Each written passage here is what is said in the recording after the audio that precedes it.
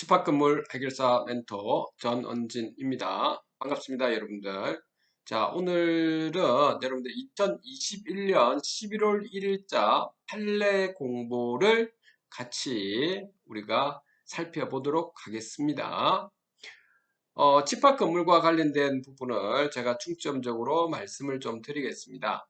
그리고 이 판례 공보에서 이렇게 나온 부분은 자주 거론되기 때문에 사회에서 이게 계속 나오고 있다는 겁니다.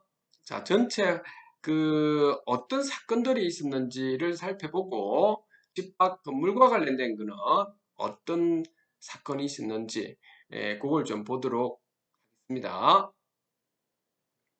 자, 민사 사건입니다. 민사 사건에서는 보니까 이렇게 여러분들 간접 투자 자산 운영업법과 관련되어 가지고 이것이 이익 보장 약속이라고 하는 것이 부당 권유 행위에 해당하는 건지 해당하지 않는 건지에 대해서 이렇게 나와져 있네요. 다음으로 자, 여기서는 상속과 관련된 내용인데 상속에 대한 채권자가 이러한 상속인을 상대로 해가지고 상속 재산에 대한 감유 결정을 할 수 있는지 없는지 할 수 있다라고 하는 결정으로 나오는 것은 당연한 건데 어쨌든 읽어보시면 됩니다. 이런 부분에 대해서. 그리고 이것이 상속인이 상속 포기를 했을 때 그때도 효력이 미치는지 이런 부분도 나와 있고요. 그리고 상속 채권자가 종국적으로는 상속인이 된 사람 또는 상속재산관리인을 채무자로 한 상속재산에 대한 경매 절차에서 적법하게 배당을 받을 수 있는지 여부 이런 부분 나와 있습니다. 자, 우리 관리단과 관련된 집합건물 관련된 그런 관리비 관련된 게 하나 나와 있습니다. 좀 이따 보겠습니다. 관리비 관련된 것이 이번에 나왔고요. 자, 그 다음에 여기 보시면은 분모 기지권 있죠. 분모의 기지권에 대해서도 토지임료 이 부분이 나와 있습니다. 이거는 요즘 과거부터 자주 등장하는 부분이라서 여러분들 읽어보면 다 이해가 되실 거라고 봅니다. 또 우리가 나와 있는 것이 집합건물 관련되어서 단전도치에 대해서도 나와져 있습니다. 이것 좀 더 살펴보겠습니다. 그 다음으로 여기서는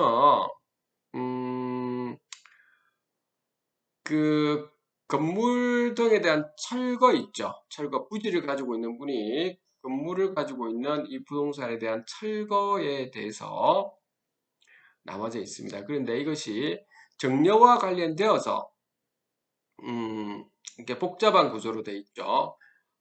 그 복잡하다는 말은 그 조부한테 그 아버지를 또 각자의 형제지간에 이게 재산권을 물려받은 다음에 그 재산 형제에서 그 자식들 있죠. 그쪽으로 정리하는 과정에서 이러한 건물 철거 등 명령이 지금 들어갔다라고 하는 겁니다. 약간 복잡한 사례겠죠. 그런 부분이 나와져 있고요.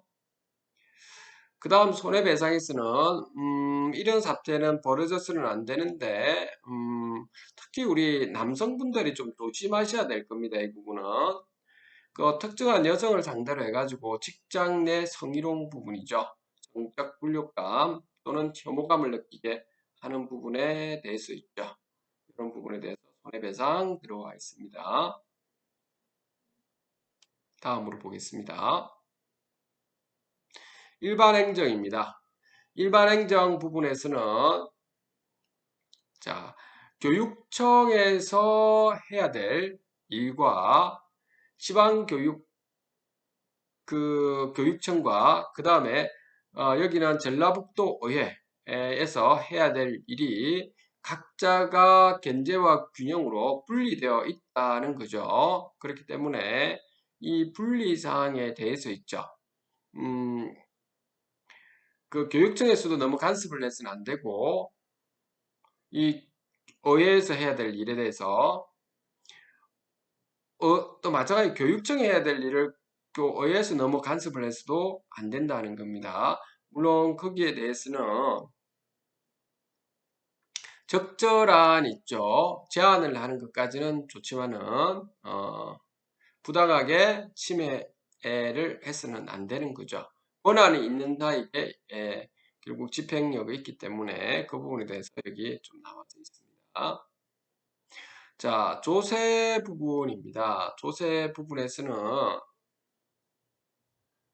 자, 이 부분은 파생상품과 관련된 이런 부분이 지금 나와져 있고요. 그 다음에 그 통상적인 그 법인세에서 우리가 일반적으로 용인되는 통상적인 비용의 의미, 이런 부분에 지금 나와져 있습니다. 특허 부분입니다. 특허 부분에서는 특허 출연한 발명이 그보다 먼저 출연되었으나 나중에 공개된 다른 발명의 특허 출연서에 최초로 첨부된 명세서에 기재된 청구 범위 그리고 발명의 설명 또는 도면의 내용과 동일성이 인정되는 경우에는 특허를 받을 수가 없다고 하는 거죠. 그런데 말해서 여기서 구체적으로 보니까 환기용 극기 장치에서는 이게 특허 발명이 선행 발명과 기술적 구성에 차이가 있다는 겁니다. 새로운 효과를 가지는 경우에는 다른 특허다라고 본다는 거죠. 그렇게 해서 이렇게 나와져 있고요. 형사사건에서는 보면 공무집행방해죄라고 하는 부분인데 이 부분에 대해서는 보니까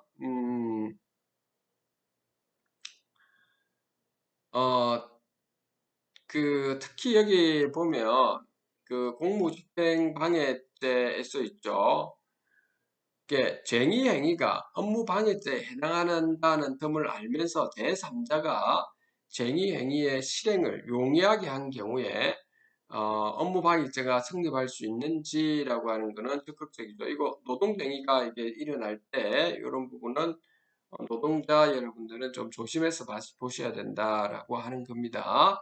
그리고 방조범으로 성립하기 위한 조건도 이 경우에 한번 좀 살펴보셔야 될 겁니다. 그 다음에 자동차 운전면허 취소 처분을 받았는데 받기는 받았는데 그 범죄 사실이 있죠. 증명되지 않았다는 거죠. 그래서 그 이유가 지금 증명되지 않은 상황에서 있죠. 그 차후에는 결국에 이게 취소 처분 자체가 잘못 취소 처분을 했다라고 하는 게 밝혀졌을 때 이때는 이렇게 그 취소 처분을 받은 사람이 자동차 운전 면허를 했다 하더라도 죄로 처벌할 수 없다라고 하는 부분이 나와져 있고요. 다음으로는 허위 공문서 작성죄라고 하는 부분에서 여러분들이 이게 형사 사건에서도 이런 부분이 좀 종종 일어나는데 이게 요즘 수사관들께서 물론 잘합니다. 예전에 비해서는 좀 더 열심히 잘하는데 아직 법리에 대해서는 좀 더 깊이 있게 공부를 해야 되고 게다가 경험치를 많이 쌓아 가야 될 상황이죠. 과거에 검찰에 있는 검사께서는 하루에 20건, 30건씩 이렇게 사건을 갖다가 이렇게 보고 이랬기 때문에 법리를 잘 알죠. 그러다 보니까 실질적으로 지금은 경찰의 수사 관계에서 이제 이게 법리가 잘 모르다 보니까 사실은 그대로 바탕으로 알고 있는데 이걸 법리로 이렇게 어유를 시킬 때 이게 문제가 발생한 거는 허위 공문서 작성 때 성립 안 한다 이런 형태가 될 수가 있다는 겁니다. 자, 그런 부분이 물론 여러분들 입장에서는 억울하게 피해를 입은 입장에서는 좀 황당하겠죠. 요거는 또 지방자치단체에서도 이런 부분에 대해서 이렇게 나와져 있습니다. 자, 자, 전반적인 부분에 대해서 다 봤습니다, 여러분들하고. 그러면 우리 집합 건물과 관련된 사항들을 저랑 한번 살펴보도록 하겠습니다. 자, 15일 동안 일어난 일들이죠. 그 중에서 집합 건물이 꼭 등장하고 있죠. 그 정도로 대한민국에서 이렇게 집합 건물 관련된 사항들이 상당히 많이 이렇게 등장을 한다는 겁니다. 자, 시작을 해볼게요. 자, 규약에서 집합 건물의 관리단이 전유 부분 관리비를 구분 소유자로부터 징수할 수 있도록 정한 경우다. 규약에서 관리단 규약에서 있죠. 집합 건물의 관리단이 전유 부분 관리비를 구분 소유자부터 징수할 수 있도록 정한 경우에는 관리단이 구분 소유자에게 전유 부분 관리비를 청구할 수 있는지 여부는 적극적이라는 거죠. 그런데 웬만하면 규약에서 이 부분이 정하도록은 해서는 안 되죠. 왜냐하면 임차인이 전유 부분에 대해서 본인들이 내지 않은 부분에 대해서 있죠. 이 부분에 대해서는 그 관리사무소에 있는 이 직원분들, 관리소장이라고 하는 분이 적극적으로 채권 주심을 해야 되는 것이 관리소장의 임무죠, 그렇죠? 그런데 그것을 이렇게 채권 주심을 해태함으로 인해서 오히려 여기 있는 소유자분들이 있죠. 소유자분들이 오히려 임차인들에 대해서 있죠. 안 그래도 임차인에 대해서 월세도 받지 못하고 있는 이런 상황이라고 하면 장기적으로 그러면 여기 있는 관리비까지 전유 부분 관리비까지 낸다는 것은 억울한 측면이 있기 때문에 이러한 관리규약은 만들지 않는 것이 좋을 겁니다. 그런데 이곳은 이런 관리규약을 만들었다라고 하는 부분이 조금 제가 볼 때는 조금이라기보다 많이 있죠. 많은 부분에서 좀 황당하다고 여겨집니다. 이런 곳이 보통 있죠, 여러분들. 그러한 시행사 쪽이나 관리업체나 이러한 관리인 중에서 악덕 인이나 관리위원회에서 장기적으로 10년, 20년 동안 관리업체를 세우고 이러면서 이렇게 건물을 장악한 경우에 이러한 관리규약이 좀 있더라고요. 다 그런 건 아니지만 관리비 징수에 관한 유효한 규약이 없더라도 집합 건물의 관리단이 공용 부분에 대한 관리비를 그 부담 의무자인 구분 소유자에게는 청구할 수 있는지, 공용 부분은 청구할 수는 있는 거죠, 여러분들. 연대책임이라고 하더라도 예전에 말씀드릴 겁니다. 말씀드렸죠. 중첩적인 연대책임이죠. 중첩적이란 말은 우선적으로는 임차인한테 적극적으로 채권 주심을 해서 모든 것을 받아내도록 하고 그럼에도 불구하고 안 될 때는 구분 소유자한테 청구를 해야 된다. 이런 부분이 되겠습니다. 그리고 이 중첩적이라는 부분에서는 소멸 수요 부분에서 좀 3년이라는 기간이 있고 그것이 그 임차인에게 3년 기간 내에 지금 명령이라든지 가압류를 했다 하더라도 이 구분 소유자에게는 중첩적인 연대 채무이기 때문에 이 부분에 대해서는 통지 안내를 하지 않고 진행했을 때는 요거는 별도의 3년일 뿐이고 소멸수요 있죠. 소멸수요가 지금 연장되는 부분이 아니고 기존에 있는 3년이다라고 하는 부분도 예전에 말씀드렸었을 것 같습니다. 자, 그 다음에 이러한 법리는 무효인 관리인 선임 결의에 의하여 관리인으로 선임된 자가 집합 건물에 관하여 사실상의 관리 행위를 한 경우에도 마찬가지라는 건데 그런데 여러분들이 집합 건물에 대해서는 소송에 할 때 관리인이라고 분명히 적혀 있으면 관리인이라고 하는 것이 확실한지 아닌지에 대한 당사자 여부를 반드시 물어보게 됩니다. 자, 그런 부분도 그 관리인인지 아닌지를 정확하게 기입을 해줘야 되지. 그렇지 않고 관리인이라고 하면 안 된다라고 하는 겁니다. 그 부분도 여러분들 예전에 한번 판례들을 참고해 보시면 되겠습니다. 자, 요거 한번 보도록 할게요. 자, 집합 건물의 공용 부분과 달리 전유 부분은 구분 소유자가 직접 관리하는 것이 원칙이므로 집합 건물의 소유 및 관리에 관한 법률은 관리단에게 전유 부분 관리비에 징수 권한을 부여하고 있지 않다라고 하는 거죠. 관리단한테. 그러나 규약에서 관리단이 전유 부분 관리비를 구분 소유자로부터 징수할 수 있도록 정하였다면 관리단이 는 규약에 따라 구분 소유자에게 전유 부분 관리비를 청구할 수도 있는데 이거는 보통 우리가 표준관리규약이라든지 이런 쪽에 그리고 통상적으로 민법상에서는 이렇게 해서는 안 된다라고 하는 겁니다. 이게 좀 이상한 관리규약인 것 같습니다. 임차인이 있다면 임차인의 먼저 받아내야 되는 거죠.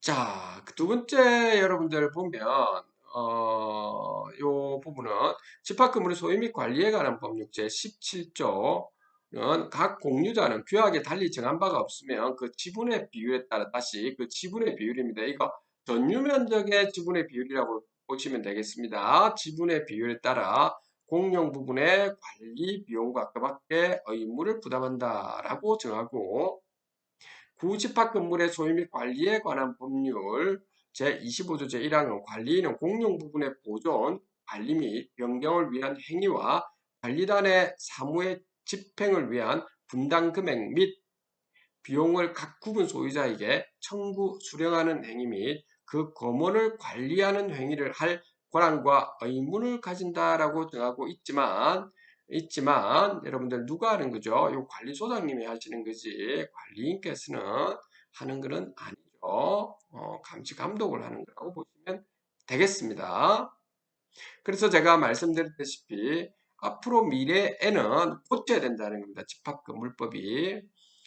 그 아파트처럼 공동주택법처럼 있죠. 이렇게 주택관리사 자격증, 그다음 전기 자격증, 소방 자격증이 많이 가지고 계신 관리소장님이 관리인이 되고 관리위원회가 입주자 대표 회의처럼 그렇게 관리업체를 통제 감시를 하는 이런 형태가 바람직한 거죠.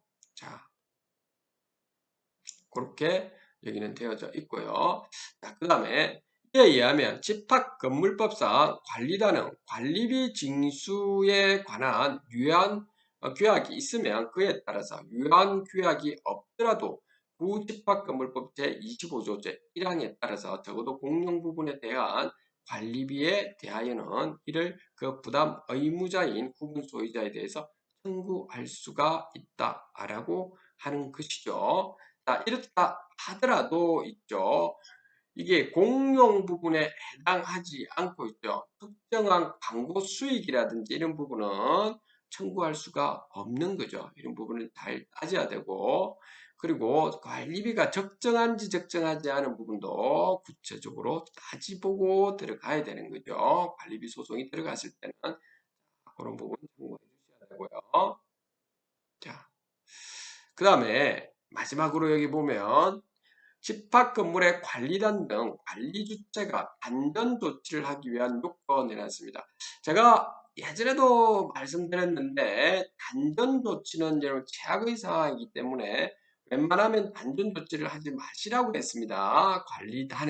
관리단에 있는 그 관리 업체에서 또는 관리 주체가 안전 조치를 하면 안 되고 웬만하면 뭐라고 했었습니까? 여러분들께 채권 주심을 통해서 적법하게 절차를 밟아 나가는 것이 가장 확실한 것이 이렇게 안전 조치를 함으로 인해서 소유주라든지 입점주 사이에 이간질을 하고 결국에 그 관리단에 있는 임원과 관리 주체와 그 소유자와 입점주 사이에 서로 분쟁이 발생하는 이러한 사례들이 자주 발생하기 때문에 웬만하면 있죠. 이거는 적법한 절차라고 하는 부분, 이거는 적법한지 아닌지가 모른다는 상황입니다. 이거는 어떨 때는 적법할 수 있고 어떨 때는 적법하지 않을 수가 있는 확률 게임이기 때문에 이런 것을 가지고 단전 조치를 한다. 이거는 있죠.